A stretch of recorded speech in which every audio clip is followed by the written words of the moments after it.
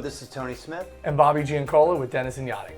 Today we're going to talk about Survey Day. So Survey Day is a chance for a buyer prospective boat to get out on the water and really experience everything. Typically they're going to hire a licensed surveyor and a licensed mechanic that are going to write up a report. And a part of your survey day is the boat's going to get hauled out. During the haul out, the surveyors are going to inspect the hull, make sure that there's no discrepancies or damage to the hull. So the whole time during the sea trial day, the mechanic is going to be on board. So they're going to be analyzing all of this. So when the boat is hauled out of the water, they're going to check the bearings, the propellers, make sure all of that's together. But they're going to go through every single system in the boat. For a new boat, they're going to find at least one thing wrong per foot. For a used boat, they're going to find at least two things wrong. The job of the surveyors, both the mechanical and the hull surveyor, is to find what's wrong with it. So expect for them to find things that are wrong. Things such as bilge pumps, float switches, fire and safety equipment, all of that they're going to go through and document that. Now what we want to be on the lookout in particular is the major mechanical items. If they find a scratch or a blemish, you bought the boat, you made the offer on the boat as is, but we were really concerned on what the functional systems are and really what's going to cost you a lot of money. So next phase is the sea trial.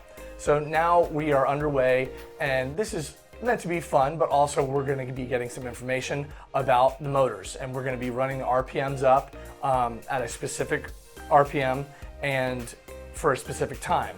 And what we're trying to find is that the motors are at the proper temperature, they're not overheating, as well as making sure that we're getting the fuel economy that is said to be for the boat and for those engines. It's really the chance to run the boat at a full load and make sure that it's performing. So all those things like RPM, temperature, as well as the various systems on board.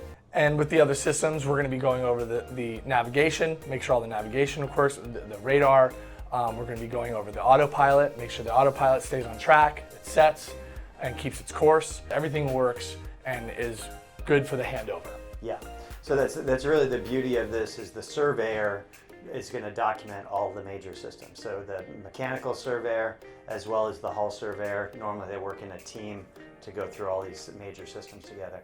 Now it is intended to be fun, it's intended to get you out on the water, to test the boat, make sure you like how it rides, you'll really enjoy it, as well as give you the peace of mind that you're buying the right boat for you and you've documented what the issues are, what needs to be repaired. So the next step is 3 to 5 days later, the buyer is going to get the report back from the survey. And if they want, we can go over that with them and discuss anything that is a positive or negative and anything they want done, or if they're happy with it. And so again, they're always going to find something wrong with this. We as yacht brokers can help the prospective buyers analyze what's going on here, look at the high and low of what the potential repairs are going to be, and then we can help make a decision, go or no go. Oftentimes people will want to do a conditional acceptance of a vessel, and we can either say that the owner fixes it or they give a survey allowance back. A survey allowance is often the most clean way to go about this, where we assign a dollar value to what needs to be repaired. The buyer and seller negotiate back and forth and we come to a win-win agreement. Sometimes if there's something major wrong or something that can't be quantified, we'll ask for the seller to fix an item. I just had a boat that had a structural issue. It was some water damage behind a cabinet. Couldn't really tell what was going on. Turned out it wasn't a big deal, but we didn't know that at the survey. So the owner had to remove that cabinet, verify that the water had been remediated, and then we were able to come to just a survey allowance type of situation. Thanks for joining us to talk about Survey Day. You're going to see some videos after this that you can review that'll go through each of the phases from some real life surveys that we just did.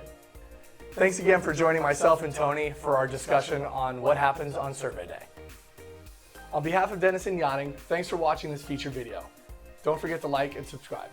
If you're in the market for a super yacht this season, to buy, sell, or charter, please feel free to reach out to us directly at the contact information below.